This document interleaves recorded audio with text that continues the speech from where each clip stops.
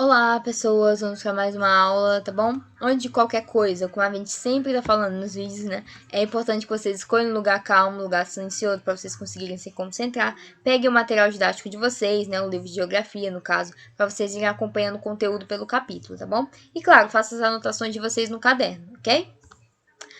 Vamos para nossa aula. A aula de geografia de hoje é sobre a população brasileira, tá? Vamos lá. Vamos entender quantos somos e onde nós estamos. Primeira coisa, a gente tem que entender alguns conceitos básicos, tá bom? Por exemplo, população absoluta. O que seria uma população absoluta? População absoluta é um quantitativo total, né, de habitantes de determinada região, ou seja, é quando eu quero saber quantas pessoas tem, quantas pessoas tem naquela região, quantas pessoas tem no Brasil, por exemplo. Aí eu vou dar um número, esse número vai ser a quantidade exata, né, de pessoas que moram, tá bom? Lá. E assim a gente pode perceber, a gente pode, na verdade, atribuir um outro conceito. Quando eu percebo que essa população está muito elevada, a população absoluta, ou seja, realmente tem muita gente, eu vou dizer que é uma região populosa, tá bom? Porque é uma região que tem muita gente. É uma região que tem uma população absoluta muito elevada, ok? E a gente também tem o conceito de população relativa, né? Ou densidade demográfica, tá bom? Pode ser esses dois nomes. E o que seria isso? Aqui já é diferente. Aqui é uma relação entre a população absoluta, ou seja, a quantidade total de habitantes, e a extensão territorial. Na prática, o que eu vou fazer? Eu vou pegar o número de habitantes e eu vou dividir pelo território, ou seja, eu vou ter um resultado de quantos habitantes tem em cada quilômetro quadrado do Brasil. Então, por exemplo, estabeleci aqui 1 quilômetro quadrado. Em média, assim, mais ou menos, quantas pessoas tem aqui nesse quilômetro quadrado no Brasil? Será que são 10? Será que são 20? Será que são 100? Enfim, tá bom? E assim, eu vou ter um outro conceito, o conceito de região povoada. Quando eu tenho uma elevada população relativa, ou seja, uma elevada densidade demográfica, eu estou falando que aquela região é muito povoada, ok? É como se fosse assim, ela é muito ocupada. O território daquela região, ele está muito bem ocupado, tá bom? Mas na verdade no Brasil não é assim que acontece, né? O Brasil ele é um território, na verdade, ele é um território que ele tem uma baixa população relativa, né? Que seria a densidade demográfica. Ou seja, ele é um país que ele não é muito povoado, ele é pouco povoado. Apesar de ter muita gente, né? Tem muita gente, é uma região populosa, mas não é povoada. Por quê? Porque essas pessoas estão muito concentradas num lugar só. Então não tem gente muito bem espalhada, né? Vamos dizer assim. Tem muita pessoa num lugar e na maior parte do lugar não tem as pessoas, né? Enfim. A gente até viu isso, né, já em migração, né, na aula passada, quando a gente começou trabalhando na migração, e a gente percebeu que a maior parte da população está onde? Está no litoral do Brasil, não é? Por vários fatores que a gente já estudou, tá bom? Enfim, eu coloquei aqui a quantidade, né? Mais ou menos 22,4 habitantes por quilômetro quadrado. Então, é como se em cada quilômetro quadrado a gente encontrasse mais ou menos 22 pessoas, né? 23, enfim. E aqui eu peguei só um exemplo para vocês perceberem a diferença. Na região norte, a gente tem 4,12 habitantes por quilômetro quadrado. Já na região sudeste, a gente tem o quê? 86,9 habitantes por quilômetro quadrado. Então, ó, no norte tem 4 habitantes em cada quilômetro quadrado. No sudeste tem o quê? Tem 86, 85, né? 87, vamos botar logo 87 habitantes no mesmo quilômetro quadrado. Então aqui a gente percebe nitidamente que o sudeste ele é muito concentrado e o norte não é tão concentrado assim. Tudo bem? Para a gente perceber essa desigualdade. E aqui tem um mapa me mostrando essa distribuição populacional, tá bom? Aqui tem os estados, né, pintadinhos ali, e os mais escuros são os o que tem mais gente, no caso, né, gente? Enfim, e os mais clarinhos é que tem poucas pessoas. Então a gente consegue ver a diferença, né? Bem nítido aqui. Crescimento da população brasileira. Outros conceitos que a gente tem que entender. Crescimento vegetativo. O que é isso? É quando eu pego a taxa de natalidade, ou seja, uma taxa que está me dizendo quantas pessoas nasceram, e eu vou subtrair a taxa de mortalidade, ou seja, eu tenho aqui uma quantidade de pessoas que nasceram e eu tenho uma quantidade de pessoas que morreram. Então, o que é que eu vou fazer? Eu vou fazer a diferença disso, né? Assim, eu vou ter o meu crescimento vegetativo, tá bom? É só isso, bem simples. E, consequentemente, se eu tiver mais pessoas que nasceram do que pessoas que morreram, eu vou dizer que é um crescimento positivo, não é? Agora, se eu tiver mais pessoas que morreram do que nasceram, aí é positivo? Não, é negativo, não tem mais gente morrendo. É bom? Dá pra entender isso, né?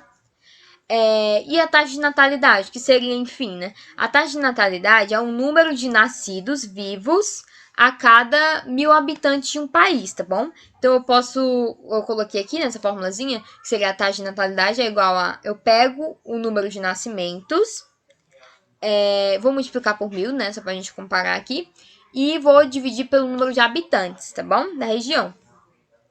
Taxa de fecundidade, outro conceito importante. O que seria isso? É a quantidade de filhos por mulher, tá bom? Claro, essa mulher fecha, né? Que é considerada dos 15 a 45 anos, tá bom? É considerada para a geografia mulher fecha, beleza? E o que acontece? É uma taxa que vai indicar isso, vai indicar a quantidade de filhos, em média, que a mulher tem, tá bom? A mulher brasileira, no caso. E aqui eu tenho um gráfico indicando justamente isso, a evolução dessa taxa de fecundidade, ok? Então a gente percebe, por exemplo, em 1940, uma mulher brasileira, por exemplo, em média ela tinha 6,1 filhos, né? Gente, será que ela realmente tinha 6,1? Não, né? Claro que isso é uma média. Então quer dizer que ela tinha entre 6 a 7 filhos, por exemplo. Claro, mais perto de 6, tá bom? Tem esse número decimal porque é uma taxa, tá? Mas na prática a gente sabe que não existe 6,1 pessoas, não existe isso, né? Mas é pra gente ter uma noção. E aí, cresceu um pouquinho, né? Ó, 1950, 60, foi crescendo. Até o momento, ó, 1970, que as coisas mudam. Ó, vai começando a descer, não é? Então essa mulher ela vai ter menos filho, não é verdade? E isso vai acontecendo ao longo do tempo, tá? Até, por exemplo, 2010, né? Eu coloquei que até 2010. Esse 2010 tem menos de 2,3, né? Tem menos de 2 filhos. Vamos botar assim. Então, vamos pegar 1940, que tinha 6 filhos. E agora a gente tem o quê? 2 filhos, mais ou menos, tá? Então, olha a diferença, né? Olha a evolução ao longo do tempo. E isso acontece por vários fatores, gente. Principalmente pela a urbanização, né? Porque essa mulher que estava no campo, ela foi para as cidades, tá? E nas cidades tem mais conhecimento, né? Em relação enfim, a fecundidade em si, a planejamento familiar, né? Que é uma coisa que eles não tinham. E também, gente, a questão do trabalho mesmo, né? Porque, por exemplo, se você tá no campo, é vantajoso, por exemplo, você ter 5 filhos, 6 filhos. Porque se você trabalhar no campo, quando esses filhos tiverem mais crescerem, né, eles vão ajudar no campo também, enfim. Agora na cidade é diferente. Na cidade você tem que trabalhar para conseguir um salário e sustentar a sua família. Então aqui é diferente. Aqui não é vantajoso mais ter um monte de filho, né? Aqui, pelo contrário, é complicado você ter muito filho, né? Você sustentar todos eles. E então, por vários motivos, né? Além disso, a gente tem a entrada da mulher no mercado de trabalho também, né? Essa mulher passa a entrar no mercado de trabalho com o tempo, né? E isso faz com que ela não tenha tantos filhos assim, né? Claro, né? Pra ela não. Pra ela conseguir, na verdade, ter essa dupla jornada, né? De poder trabalhar e poder cuidar do filho, enfim. Tá bom? Aqui eu peguei um gráfico, eu sei que ele tá meio borradinho, mas dá pra gente ver, né? Que é do Ministério da Saúde, né? Mostrando a taxa de mortalidade infantil, tá bom? Claro, em óbitos em termos de 100 nascimentos. Então, a cada 100 nascimentos, eles avaliaram, né? Quantos morreram, enfim. E mortalidade infantil é muito importante, gente, a gente avaliar. Por quê? Porque essa mortalidade infantil vai indicar várias coisas pra gente. Principalmente em relação à saúde, né? Tipo, aos cuidados básicos que a gente tem, a saneamento básico, né? Enfim. As condições, por exemplo, de nutrição que esse recém-nascido está sendo submetido. Então, através desse índice, a gente pode concluir várias informações, tá bom? Sobre a saúde de maneira geral. E aqui eu tenho também, né, uma queda, né? Uma queda nessa taxa, que é uma coisa muito boa, uma coisa muito positiva, quer dizer que menos crianças estão morrendo, tá bom? Isso se deve, dentre outros fatores, pelo avanço da medicina de maneira geral, né? Como, por exemplo, criação de vacinas, as próprias campanhas de vacina, né? O saneamento básico, né? Um enfoque dado no saneamento básico, enfim, né? qualidade de vida e mortalidade, outros conceitos importantes.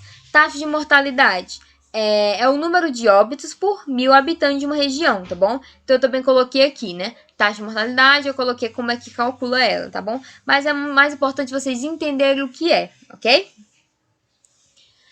E do mesmo modo que é importante eu saber a quantidade de pessoas que nascem, é importante eu saber a quantidade de pessoas que estão morrendo, né, gente, no país. Enfim. E a gente também teve um declínio dessa mortalidade, né, que a gente viu também. E aqui os fatores que eu falei, né, avanço na medicina, melhoria nas condições sanitárias, ampliação dessa oferta de alimentos, né, enfim.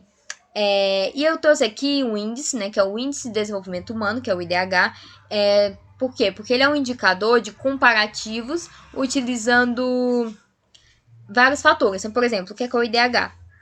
O IDH é um índice que eu vou usar e através desse índice eu vou comparar os países. Então eu vou ver, esse país tem um desenvolvimento melhor do que esse aqui nem tanto, esse aqui sim, esse aqui não. Claro, um desenvolvimento no aspecto social, econômico também, né, claro, mas principalmente social, tá bom? Por isso que desenvolvimento humano. Então, o que é que ele vai focar? Ele vai focar na expectativa de vida, vai focar na educação e no produto interno bruto per capita, né? Que a gente fala. O que é isso? Produto interno bruto per capita é em relação à pessoa, tá bom? Então, é como se eu estivesse vendo um PIB daquele país, né? Que é toda a produção que aquele país teve, só que por pessoa. Vou pegar e vou dividir por pessoa, tá bom? Para ver um aspecto mais econômico. Em educação, a gente pode citar, por exemplo, os índices de analfabetismo, tá? Que vai demonstrar muito, né, o desenvolvimento da educação desse país, tá?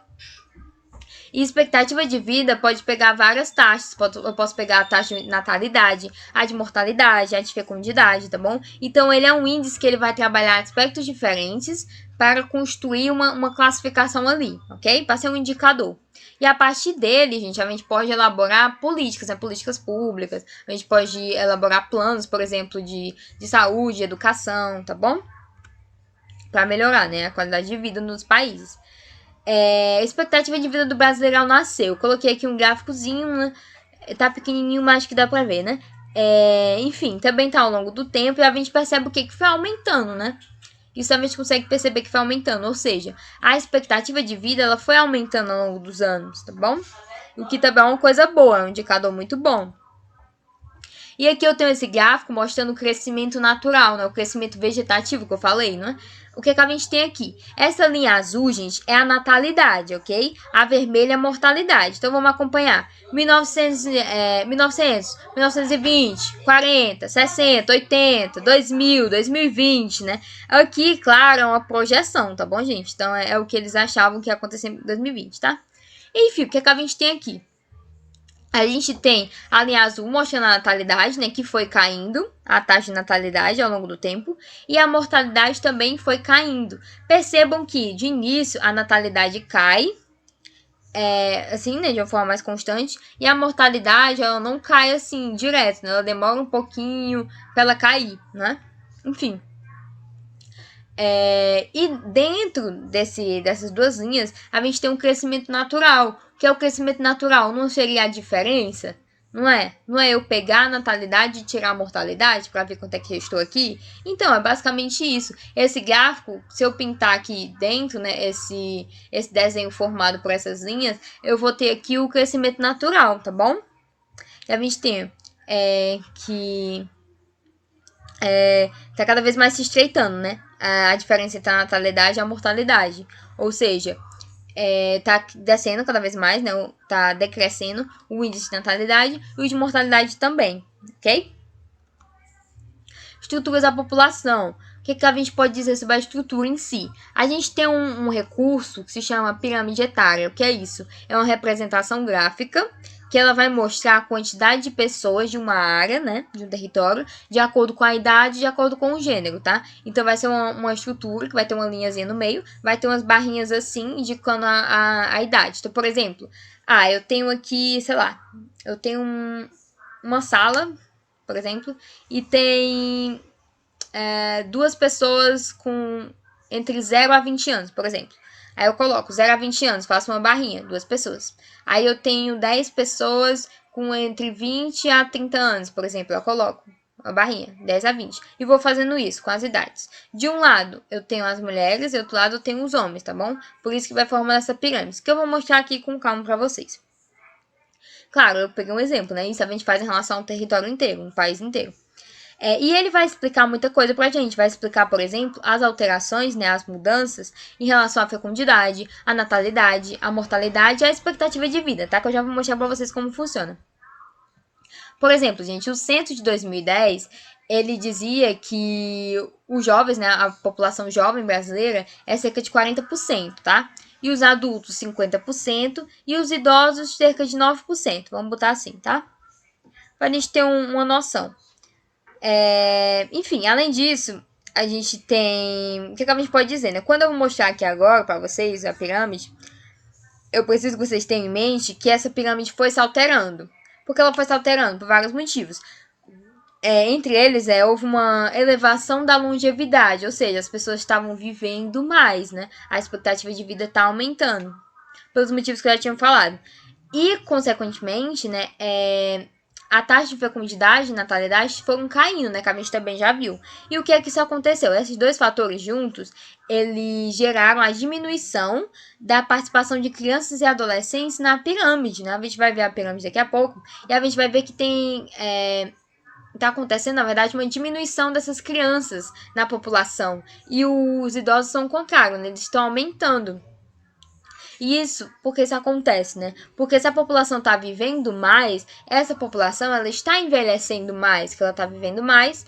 E se a natalidade está diminuindo, quer dizer que as pessoas não estão gerando tanto filho, né? Ou seja, não tem tantos jovens, não tem tanta criança, tanto adolescente assim. E isso vai diminuindo. E isso, gente, eu posso chamar de uma transição, uma fase de transição, na verdade. Por quê? Porque a gente tinha antes um índice de natalidade muito grande e uma expectativa de vida muito baixa, ou seja, as pessoas viviam muito pouco, os idosos eram muito poucos, tá bom? E a maioria era o quê? Era jovem. Vou botar logo a imagem pra ver se a gente consegue ver. Pera, a gente volta, tá bom? Pra aquela parte. Aqui a imagem logo. Vamos acompanhando, tá? Tem 4 modelos diferentes. Vamos pelo primeiro ali. A gente tem o lado que eu falei, né? O lado dos homens e o lado da mulher. E eu tenho aqui as idades, tá? Essa parte azulzinha clara seria os idosos. A azul mais escurazinha, né? Seria os adultos. E o laranja seria as crianças, os adolescentes, enfim, os jovens. O que é que eu tenho? Eu tenho, no começo, uma base muito larga, não é? Ou seja, tem mais crianças e mais adolescentes, né? Do que adulto e do que idoso, concordo? E depois eu tenho o quê? Olhem pro lado aqui. Eu tenho uma leve diminuição, até nem diminui tanto, né? Mas o que acontece é que esses trabalhadores, né? Esses adultos, eles vão aumentando, né? Então vai fazendo assim, ó. Vai engordando, ó. Tá assim, vai engordando um pouquinho, não é?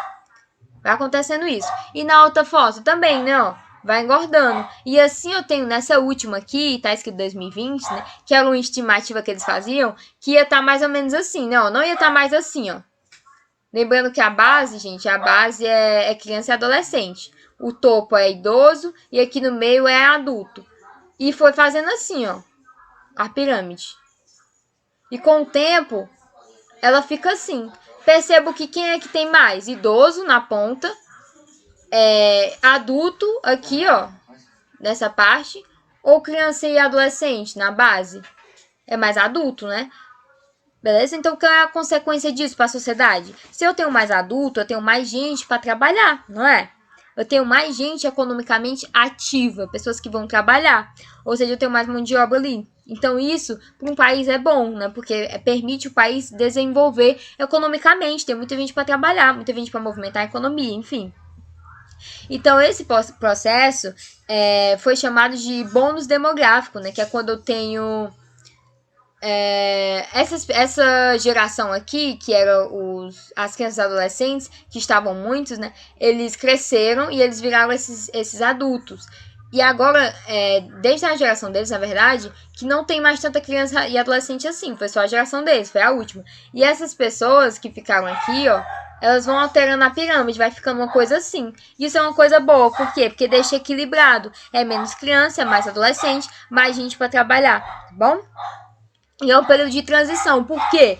Porque a estimativa é que essa pirâmide se inverta, ou seja, tenha menos crianças e mais o quê? Mais idosos, tá bom? E adultos de forma mediana. Porque, claro, a pessoa vai envelhecendo, envelhecendo, envelhecendo, vai ficando idosa, né? Enfim, essa é a tendência, tá? Por isso que a gente diz que é uma fase de transição. E o que a gente pode falar sobre a economia, já que eu já falei, né? A gente tem a PEA, né? Que seria a população economicamente ativa, que é todo mundo que pode trabalhar, né? Basicamente é isso, tá? Então a gente vai chamar eles assim, de população economicamente ativa. Enfim, o que acontece? Então, quando a gente analisa o cenário brasileiro, a gente percebe que muitos trabalhadores eles estão no setor terciário, né, que é o setor da economia, serviços, comércio, enfim, né? Só que de forma informal, ou seja, na PEA a gente tem tanto os trabalhadores formais, né, com carteira assinada, como a gente tem trabalhadores informais, né? Por exemplo, sei lá, vendedor ambulante, por exemplo, tá bom? Deixa eu conseguir visualizar. E por que isso acontece? Vocês lembram que eu falei, né? Que eu tinha falado lá atrás, na outra aula, eu falei sobre o esvaziamento do setor primário. Eu falei que as pessoas estavam deixando o campo para ir para a cidade. Por quê? Porque o setor primário, na verdade, o setor da agricultura, da pecuária, ele estava sendo dominado por um processo de modernização, né? Mecanização. E assim as pessoas iam para as cidades, ok? Então, a gente tem um esvaziamento do setor primário, cada vez menos gente na agricultura, na pecuária, né? Só os grandes latifundiários, enfim, grandes empresas. E essas pessoas, elas vão para a cidade. Só quando elas chegam na cidade, qual o setor que ela vai atuar? Setor de comércio, de serviços, né? Qual o setor terciário. E assim a gente tem um inchaço nesse setor, né? Muita gente nesse setor, muita gente trabalhando assim. E nem sempre eles conseguem um trabalho formal, né? Então eles ficam no trabalho informal mesmo, né? E a gente também consegue ver atualmente um atual processo de esvaziamento do setor secundário, né, que seria o setor das grandes indústrias, indústria pesada, indústria de base, né? Cada vez mais as pessoas estão deixando também de trabalhar, também por conta da modernização. Por quê? Porque as indústrias, essas indústrias mais pesadas, elas estão adquirindo máquinas, adquirindo técnicas, enfim, que envolvam mais tecnologia e precise menos da mão de obra humana mesmo, né? Menos de pessoa ali trabalhando. Em vez de ter 2, 3 pessoas, eu vou botar uma máquina que vai fazer aquele serviço ali, ok? E mais pessoas ainda, né, que estavam aqui e que agora vão para o setor terciário, tá bom? Enfim. Outra coisa que eu queria abordar é em relação à desigualdade, né? Desigualdade de gênero, no caso, na economia. Então, por exemplo, a população brasileira é formada por 50,8%, né, de mulheres e 49,2% mais ou menos de homens, né? Sendo que quando a gente avalia a expectativa de vida, por exemplo, também tem uma diferença, né? A população feminina, elas têm uma expectativa maior, né? De 8 anos a mais ou menos. Enfim, claro, avaliando dados, né? Inclusive, a gente consegue ver uma certa diferença entre os dois lados, né? Na estrutura. Claro, parece bem simétrico. É simétrico, na verdade, né? Porque é uma coisa que acontece na população inteira. Mas se a gente para pra pensar, essas barrinhas não têm o mesmo tamanho, né? Pode ser que de um lado seja maior, de um lado seja menor, enfim, né? Se a gente for comparar, né? Cada uma. Justamente por isso, tá? Porque são gêneros diferentes, ok? Enfim, e aqui eu coloquei um gráfico mostrando o rendimento habitual, né? Médio, mensal, né? De todos os trabalhos em relação, assim, a razão de rendimento, né? E no caso aqui tem o azul, né? Que seria os homens, e tem laranja, que seria as mulheres. Aí eu tenho esse tracinho verde, né? Que tem esses pontinhos, que é essa razão, né? Das mulheres para os homens, enfim. E aqui eu tenho a quantidade, né? De dinheiro, o salário, no caso. E a gente percebe, então, que tem essa desigualdade, né? Tem essa diferença, não é? Entre essas duas barrinhas. Uma tá lá em cima, a outra tá um pouquinho mais embaixo. Né? Então, ao longo do tempo, ainda permanece essa diferença, né? Claro que a tendência, né? É se esperar uma projeção que essa desigualdade ela seja diminuída. Mas, de maneira geral, a gente percebe o quê? Que isso não está acontecendo, né? Pelo menos de 2012 a 2016, isso se manteve constante, né? A gente consegue ver pelo gráfico. Não se alterou muito aí os índices até, né? Os índices, quando a gente olha, 73,7, aí 73,5, aí 74,6. Então, ainda é um índice que está muito próximo. Ele não tem uma evolução tão grande, enfim. Vamos pro exercíciozinho, tá, gente? A população do Brasil é A. Regularmente distribuída. Não, a gente já viu que não é, né? Mas vamos continuar lendo. Predominantemente formado por brancos, né? E etariamente por jovens. Não, né? Já viu que não. B. Irregularmente distribuída. Até aí tudo bem. Predominando etnicamente o pardo e etariamente o adulto. Gente, tá certo. Não sei se vocês lembram lá da minha aula de formadores, né? Da população brasileira, mas eu falei que teve um processo de miscigenação muito grande aqui no Brasil, né? Então, quando a gente para pra pensar em etnia, a etnia predominante aqui seria os pardos, né? É um grupo que a gente denomina que foi o resultado justamente dessa miscigenação, né? E etariamente, como a gente acabou de ver, é os adultos, né? A gente olha lá a estrutura tá maior em qual parte? A parte do adulto, né? A parte que tá mais inchadinha, né? Na pirâmide. E regularmente distribuída que a gente acabou de ver, né, gente? A gente acabou de ver aqui que o Brasil ele é uma zona ele é um território tão grande, tão extenso, que é difícil ocupar, né, todos os lugares. A gente até estudou antes o processo de ocupação desse território, né? Como foi diverso, né? Teve várias vertentes, né? Diferentes para se ocupar todo esse território e ainda assim atualmente a gente não tem ele totalmente ocupado, né? De maneira regular. Enfim, gente, a aula foi isso. Espero que vocês tenham entendido. Se vocês não tiverem entendido, vocês podem rever essa aula ou as outras aulas no canal da escola. Acesse todo o conteúdo lá no site da escola, tá bom? E a agenda digital de vocês, ok? E é isso e até a próxima aula.